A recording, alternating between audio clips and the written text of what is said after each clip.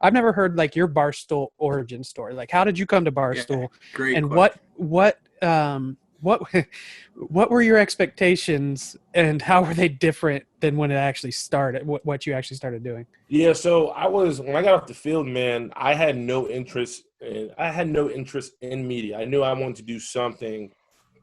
I didn't know what I wanted to do. My wife at the time, it was my last year with the Jets.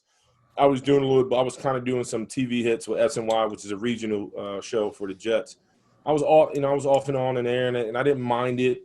I was really insecure about being on camera because TV is a lot different. TV is about presence, how you look, how you approach the camera, how the conversation, how you talk. Radio is a little more. You can, your voice is your entertainment. You know what I mean? So how you project, how you come across is really how you grab an audience.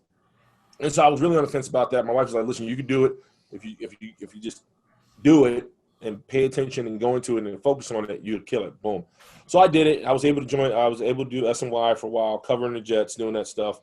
And then I was shopping myself back and forth between ESPN and Fox. And I was really doing well with Fox. At the time, Colin Hurd, they were trying to give him a new show. And it was the Super Bowl in San Francisco. They were pitching a new pilot for him. They was like, "Man, we think you can be good for the show." Oh no, it wasn't Colin Hurd. Excuse me. It was what's his name? The fucking Antonio. Who I'm talking about? The fat black guy. Jason Whitlock. Yes, Jason Whitlock. Okay. Jason Whitlock they were trying to give Jason Whitlock his own show, and they was like, "Willie, we think you could be great for the show." At the time, they wanted Julie Stewart-Banks to kind of be what Joy Taylor is to Colin Hurd right now, but have me kind of also tail and be like the third guy on that show. And so we were doing pilots and we were going back and forth. Anyway, the show never hit. Julie continued to work for Fox. I went back to New York. I was continuing to do stuff for SNY. I thought I was going to kind of get a gig with Fox. That didn't fall through. So I ended up signing with ESPN, doing local radio. I was doing ESPN 97.8. And I was doing a couple spots here and there. And I had got a call to do some test runs with Ryan Russillo. And me and Ryan hit it off really, really well. Obviously, I was raw. His show was kind of Ryan was big time at this point. Danny Cannell had just left, so they were looking for another guy to kind of fit in. And I don't think they expected me to do as well as I did. And anyway, that didn't fall through. So I moved to the Saturday spot with Anita Marks, who covers everything football. She's a big gambling head as well. She covers the lines for ESPN. So she had a Saturday show, so I started working with her Saturday. That was going really well. Well, at the time, Julie had left Fox and had signed with Barstool. And I got a call. She was like, "Hey, I know you're in the area. I hear you on the radio. Barstool is having a morning show. I know you. I work with you. I think you can do this. Would you audition?" And at the time, I was on the fence because ESPN was kind of trying to slowly pull me up the ranks. I was doing ESPN Nacion in LA, so I was traveling to LA to do that. Then I was doing Saturday radio. Then I was doing SNY, so I was kind of bouncing all over the place, really getting my wings. And Julie was like, "Hey, you can do this." And then as soon as I got the call from her, I had called my agent. I was just like, "So I got this opportunity. I don't know what it's about, but Barstool, have you ever heard of it?" He was like, "Yeah." He's like, "How did you hear about it?" And I was like, "Well, Julie Stewart-Banks, she's calling me. She's starting a morning show. She wants me to audition to be a part of it." And the first thing out of his mouth was like, "Okay, well, you got to be careful." And I said, "Be careful." I was like, "Why?" He was like, "Barstool's different. It's up and coming. It's raw. It's real. It's not like, the traditional stuff you've been doing." And I said, "Oh, okay, I kind of like that." Like, he was like, "Willie, but you got to understand, like, I know you want to go, you want to have the traditional role, but you also want to do Barstool. And Barstool has taken on a lot of enemies.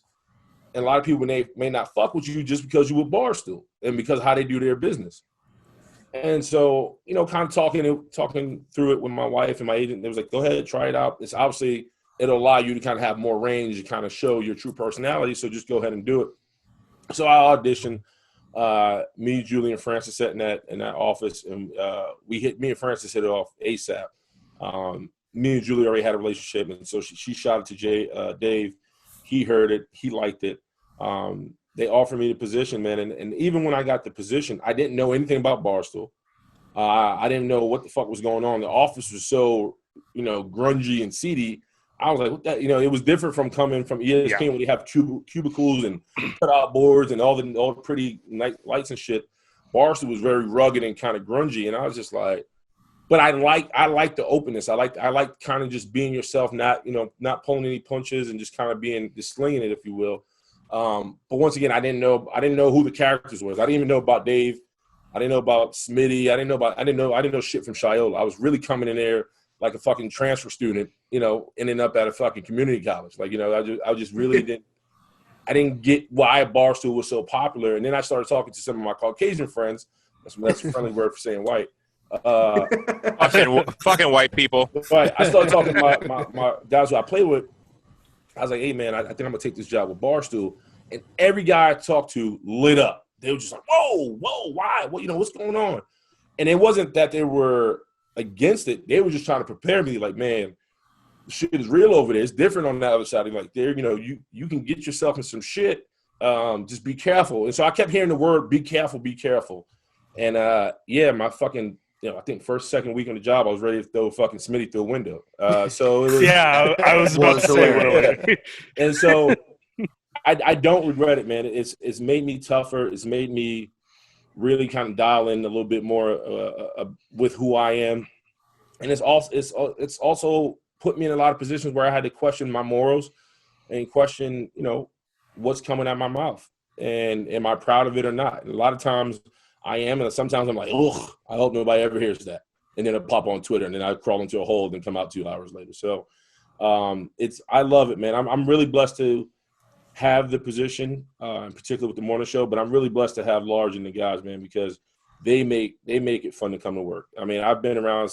I'm sure you guys can attest to this. You can work with some people like, man, if this guy falls off a cliff, I'm never telling anybody that he fell off. I wanted to fucking die right there. So, I'm just blessed in that regard, man. But that's how I landed in Barstool, because of Julie Stewart-Binks.